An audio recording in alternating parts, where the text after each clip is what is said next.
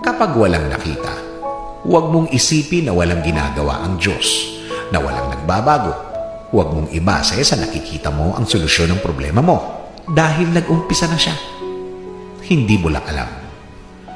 Kasi kung gusto mo ikaw na naman ang masusunod, ikaw na naman ang gagawa ng solusyon, tapos kung nagkaroon na naman ng bagong problema o kaya lumala, ibibigay mo na naman sa Diyos. Hindi ganun yun. Hindi tiwala ang tawag doon. Mas magandang nag-aantay ka na ng mahabang panahon. At least, naayos ang lahat. Kesa naman, sa lahat ng gusto mo, rush. Pero, lalong palala ang problema. Minsan, ang God's timing ay hindi nakatiming sa gusto nating timing. Pero, ito ang tamang timing na kailangan natin. Tamang-tama sa atin.